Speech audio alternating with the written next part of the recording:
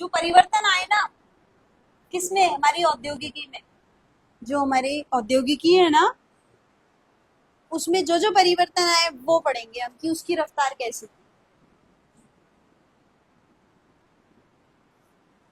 परिवर्तन तो आए ना, पढ़ा ना, बहुत सारे परिवर्तन आए।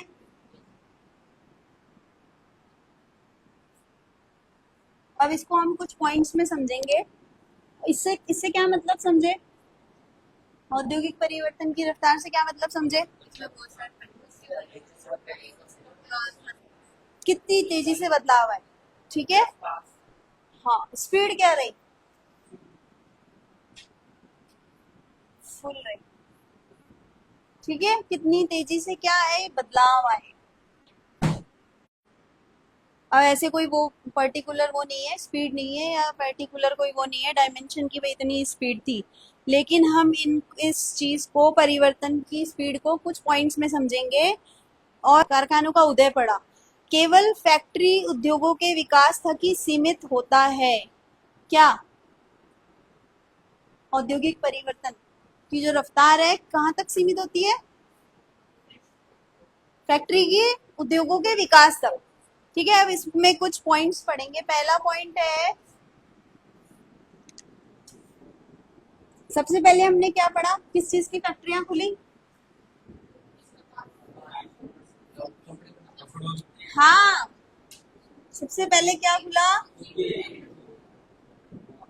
सूती कपड़ा,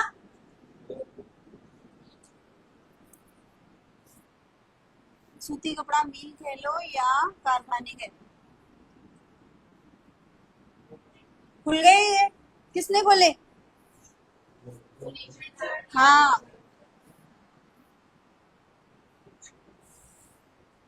ब्रिटेन में जो सबसे पहले उद्योग फले फूले वो कौन से थे,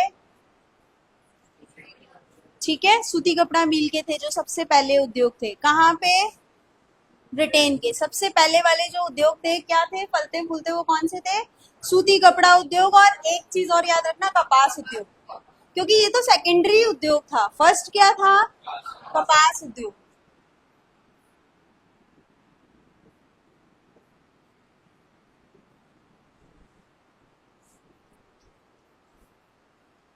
अब जो ये स्पीड थी, परिवर्तन की जो रफ्तार थी, उसका पहला स्टेप क्या था, औद्योगिकरण के पहले चरण में जो सबसे बड़ा उद्योग बन गया था कौन सा, सूती कपड़ा और कपास। किस सन में बन गया, 1840, 1840 सन तक आते आते ये क्या बन गए, दोनों उद्योग नंबर वन बन गए, ठीक है। फिर बाद में, इसके बाद में तुम इमेजिन करो कौन सा उद्योग आया होगा। Very good Jitendra, very good, देख के बोला लेकिन कोई बात नहीं, अच्छा बोला, वेरी गुड। कौन से उद्योग आए अब, अब तुम मेरे को ये बताओ कि किसी व्यक्ति के लिए सबसे बेसिक चीजें क्या होती हैं जो उसे चाहिए होती है, बनवारी सही बोला, रोटी कपड़ा और मकान। देखो, गेहूं का पहले हो गया, पढ़ लिया हमने। अब फिर हमने कपड़ा भी पढ़ लिया, कपड़ा भी हो गया, अभी मकान निर्माण वगैरह भी होने लगे।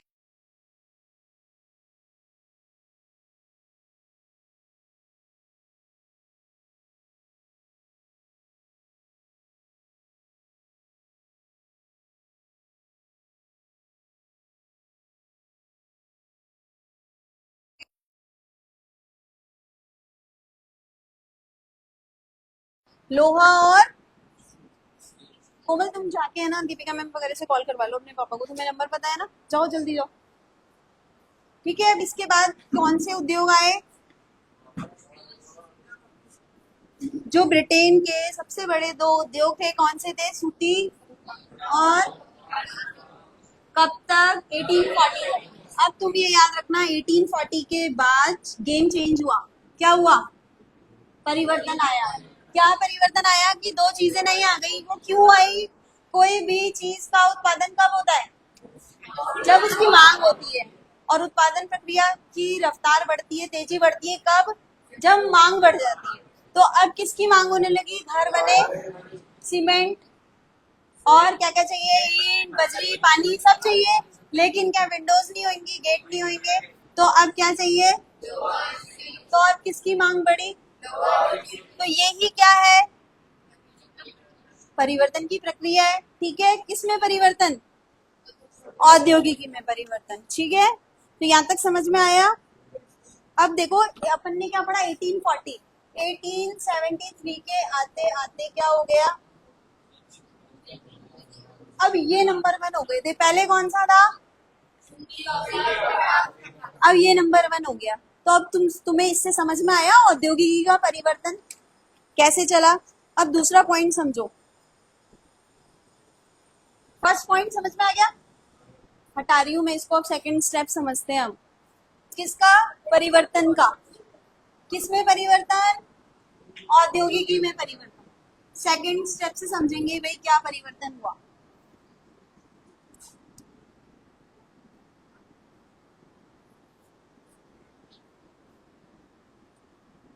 देखो तो हमने पहले पढ़ा कि उत्पादन पहले कहां से हो रहा था, कहां से हो रहा था, घरों से, फिर कहां होने लगा, कारखानों में। तो जो घरों में उत्पादन हो रहा था या घरों से जो काम चलाए जा रहे थे उसको क्या बोलेंगे, कुटीर उद्योग। Very good. और कुटीर को ही अगर हम और ज्यादा बुक की लैंग्वेज में जाके समझे तो हम बोलेंगे परंपरागत उद्योग। क्या बोलेंगे, अब परंपरागत उद्योग क्या होते हैं, कभी किसी ने सुना, ये वर्ड सुना कभी, वेरी गुड विक्रम, जो पहले से चला आ रहा है, अभी कुछ चेंज नहीं हुआ है। ठीक है, पहले वाले जो उद्योग जिस तरीके से किए जाते थे हम उनको क्या बोलेंगे, परंपरागत उद्योग। अब सेकंड समझो, आधुनिक उद्योग। विक्रम आधुनिक मतलब, वेरी गुड, आधुनिक मतलब नया। तो अब पहले जो उद्योग जिस तरीके से किए जा रहे थे वो तो क्या है, परंपरागत उद्योग, पहले जैसे चल रहा था। अब नए उद्योग, अब कैसे हो रहा है, मैन्युफैक्चरिंग, मशीनों से, कारखानों में। ठीक है, तो ये क्या हो गया, आधुनिक उद्योग। और कैसे हो रहे थे ये आधुनिक उद्योग, किसकी सहायता से, मतलब किसकी सबसे बड़ी भूमिका थी ये आधुनिक उद्योग बढ़ने में या आधुनिक उद्योग का विकास होने में, किसकी ज्यादा भूमिका थी, अरे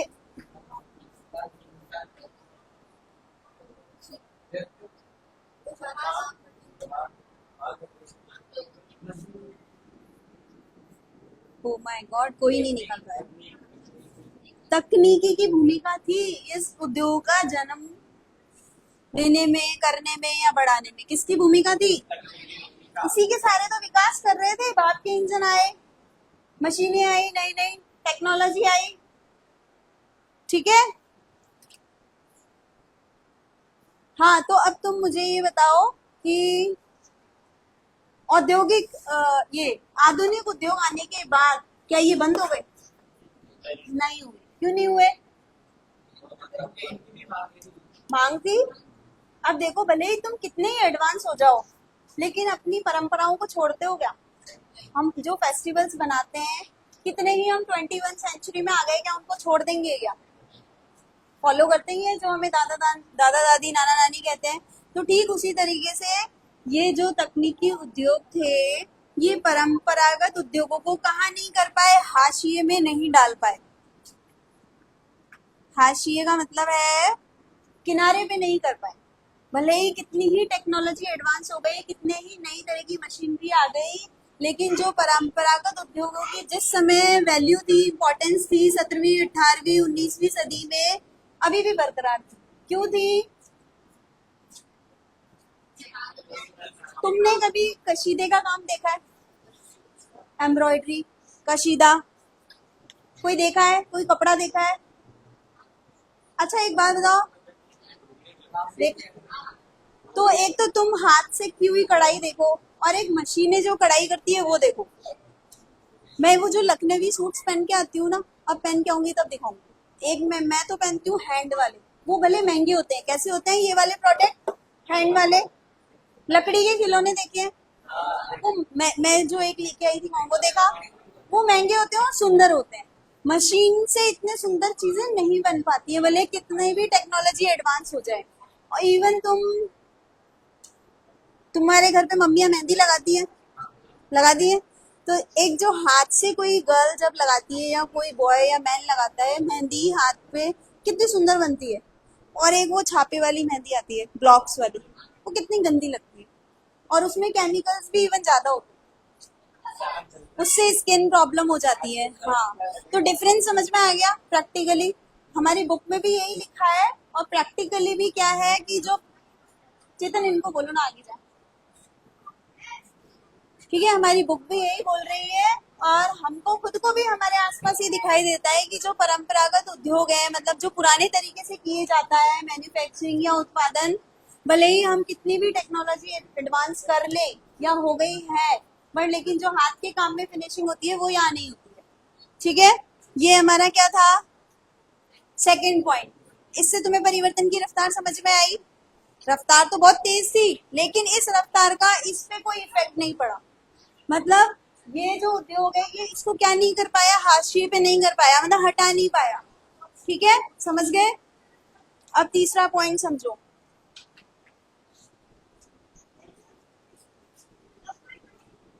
वैसे मैंने तीसरा पॉइंट तुम्हें समझा ही दिया है जर्नलिज्म। हाँ, एक एग्जांपल से समझते हैं तीसरा पॉइंट। दिस इज सेकंड समझा ना, अब थर्ड का एग्जांपल से।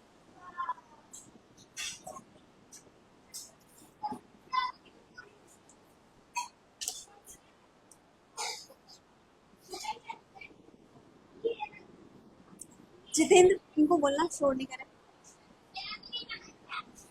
गेट बंद कर लो, गेट बंद कर लो।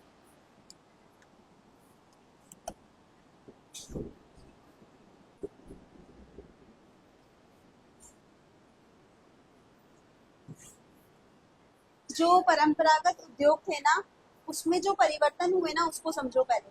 परिवर्तन की गति भाप से चलने वाले सूती धातु उद्योग से तय नहीं हो रही थी। जो भाप से चलने वाले वो थे, इंजन बने थे ना, तो सूती और धातु उद्योग से तय नहीं हो रही थी।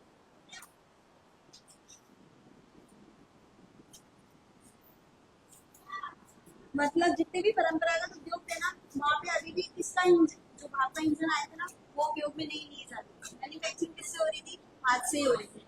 और जो ये परंपरागत उद्योग है ना, इस वजह से परिवर्तन नहीं करने की वजह से यहाँ पे क्या आ गया था, ठहराव आ रहा। आगे स्पीड ही नहीं, रफ्तार नहीं रह पा रहा। कौन, परंपरागत उद्योग। समझे। इंजन कहाँ उपयोग में आने लगे, देखो। पहले हमने पढ़ा कि जो कपास से सूत काटा जाता था या धागा बनता था, वो किस पे बनता था, हाथ से। बाद में मशीन से बनने लगा। ठीक है, अब हमने फिर क्या पढ़ा कि 1840 के आते आते कौन से दो चीजें नहीं आई, लोहा और, वो हाथ से नहीं बनता था, किससे बनता था, तो ये मशीनों का यूज हुआ। तो रफ्तार डिफरेंस रहेगा ना, इसीलिए तो रफ्तार की वजह से जब मशीन से काम होएगा तो रफ्तार तेज होएगी। इसीलिए सूती और कपास उद्योग तो पिछड़ गए और कौन से उद्योग आगे निकल गए। 1873, मतलब इतनी जल्दी, इतने कम टाइम पीरियड में लोहा और स्टील उद्योग क्या हो गए, नंबर 1 हो गए। तो डिफरेंस समझ में आया।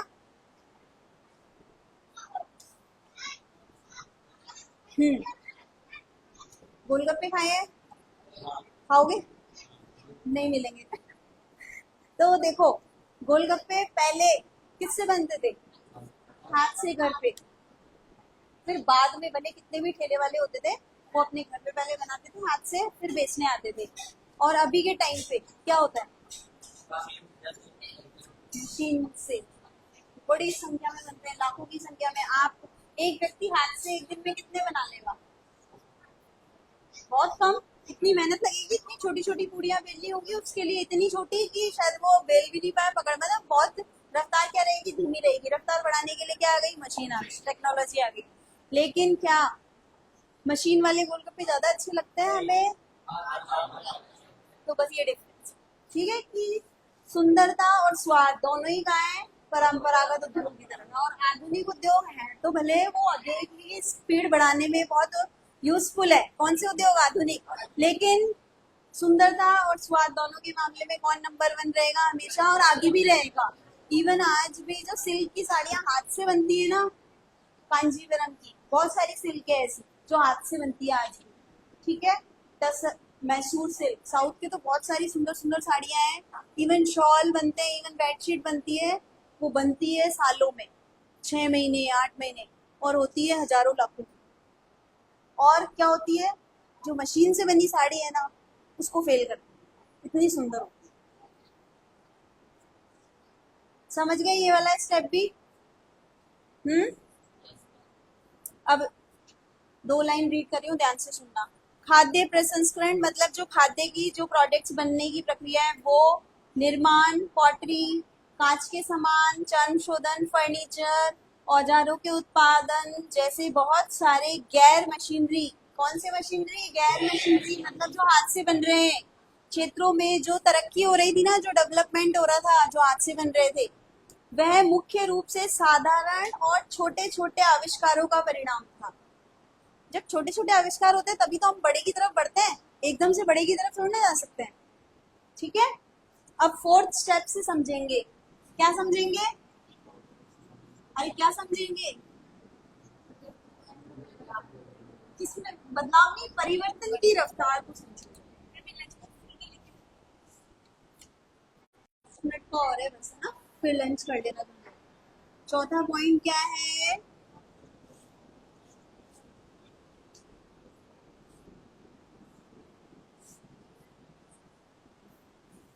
प्रौद्योगिकीय बदलाव।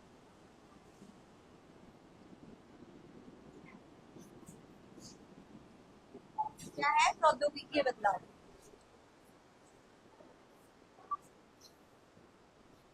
देखो, प्रौद्योगिकीय बदलाव मतलब टेक्नोलॉजी, किसी भी काम को करने की जो प्रक्रिया काम में ले रहे हैं, इंजीनियरिंग काम में ले रहे हैं, उसको बोलते हैं प्रौद्योगिकी। तो प्रौद्योगिकी है, क्या बदलाव हुए उससे समझेंगे हम औद्योगिक परिवर्तन की रफ्तार को। गति धीमी थी किसकी? इसकी, प्रौद्योगिकी बदलाव की क्या थी?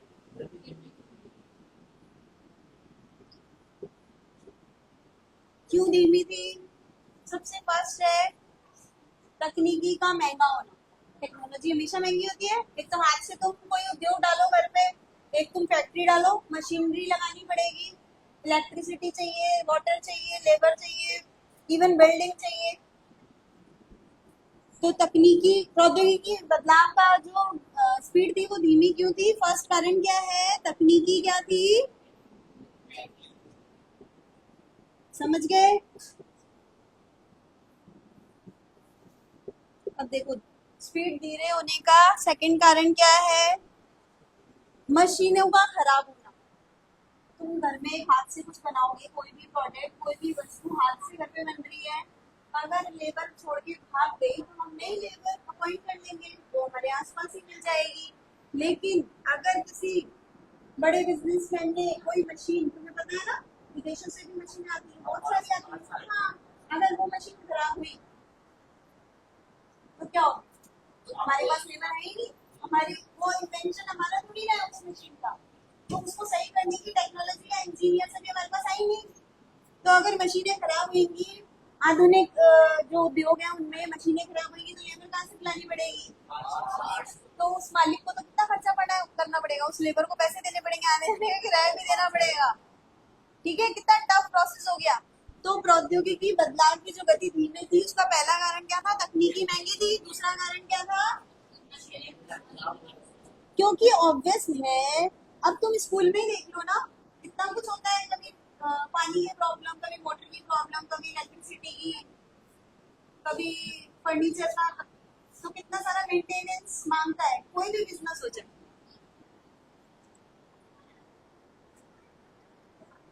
तो ऑब्वियस है जब कोई बिजनेस होगा, कोई फैक्ट्री होगी, वहां मशीनरी होगी, तो वो मशीनें खराब भी होगी। तीसरा कारण क्या है स्पीड स्लो होने का? जितना अच्छा होने का, ये जो मशीनें है ना जहाँ से खरीदी जाती थी दूसरे देशों से, जितना अच्छा होने का मालिक उनका दावा करते थे ना कि हमारी कंपनी बेस्ट, हमारी कंपनी की मशीन लो, जितना ज्यादा एडवर्टीजमेंट किसी प्रोडक्ट का होता है ना, वो उतना ही बेकार होता है। जितनी ज्यादा चाहे वो चलो अपन फर्स्ट है ना, मैं फूड के उससे समझाती हूँ।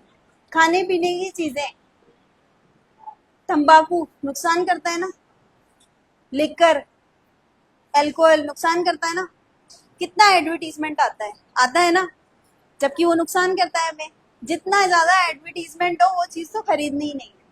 तो ये जितना इनके मालिकों ने दावा किया ना हमारी मशीनें खरीदो अच्छी है, तो उतनी अच्छी नहीं थी। ठीक है, ये समझ में आ गए क्या? प्रौद्योगिकी बदलाव समझ में आ गया? प्रौद्योगिकी बदलाव क्या है? किसी भी काम को करने के लिए जो भी इंजीनियरिंग काम में ली जा रही है वही प्रौद्योगिकी है। प्रौद्योगिकी बदलाव का पहला कारण क्या है? तकनीकी महंगी थी। दूसरा कारण क्या है? तीसरा कारण क्या है? क्वालिटी मशीनों की उतनी अच्छी नहीं थी जितना मालिकों ने दावा किया। यहाँ तक समझ में आ गया? व्यापारी सौदागर फूक फूक कर कदम रखते थे, मतलब जो व्यापारी थे ना इन सब कारणों की वजह से क्या करते थे? जैसे वो कहते हैं ना, तुम्हारी कोई कहावत है ना, एक क्या, जला। तो ये भी क्या करने लगे उस समय के व्यापारी और सौदागर, अब बहुत फूक फूक के कदम रखने लगे ताकि भाई एक बार में लाखों की मशीनें, हजारों की मशीनें खरीद लो, फिर नुकसान हो, उससे बेटर है जांच पड़ताल करके खरीदेंगे अब अगली बार से। अच्छा, आप थोड़ा सा एक छोटा सा पॉइंट है वो और समझ लो। भाप का इंजन देखा कभी? फोटो देखी? देखी क्या? दिखा दूं? दिखाती, पहले एक बार समझ लो फिर दिखाती हूँ।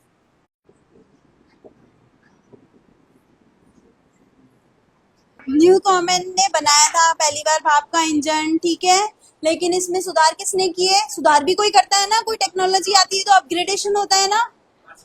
हाँ, संविधान में भी होते हैं, जैसे आईफोन में होते रहते हैं, टेक्नोलॉजी चेंज होती रहती है, नई नई आती रहती है, जनरेशन चेंज होती है। तो न्यू कॉमन ने तो बनाया था क्या? भाप का इंजन। सुधार किसने किए? जेम्स वाट ने किए, ठीक है। 1871 में पेटेंट करा लिया। पेटेंट का मतलब किसी को पता है? मतलब 1871 में भाप के इंजन को पेटेंट कराया जेम्स वाट ने, सुधार किए और पेटेंट कराया। इसका मतलब ये है कि ये जो भाप के इंजन है ये टेक्नोलॉजी किसकी है? हमारी है।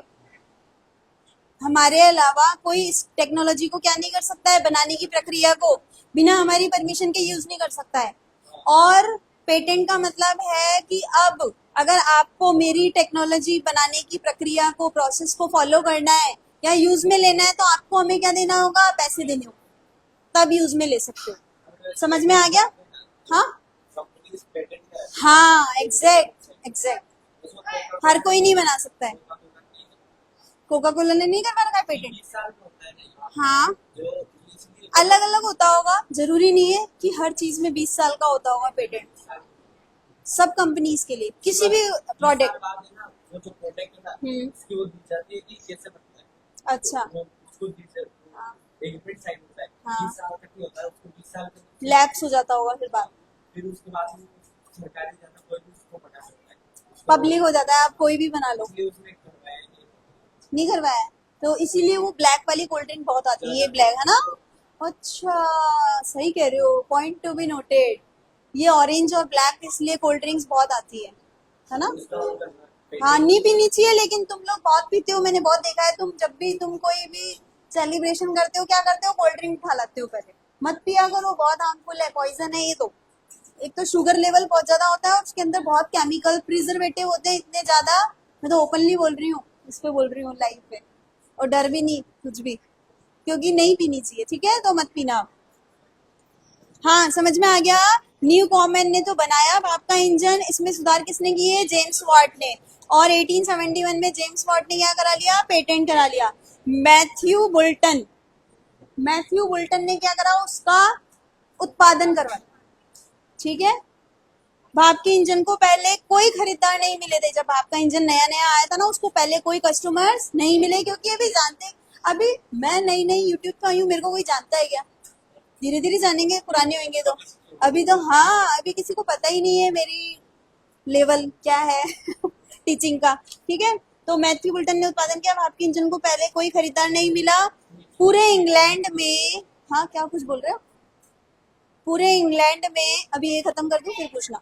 पूरे इंग्लैंड में सिर्फ 321 इंजन थे, पूरे इंग्लैंड में सिर्फ, इतना बड़ा इंग्लैंड है।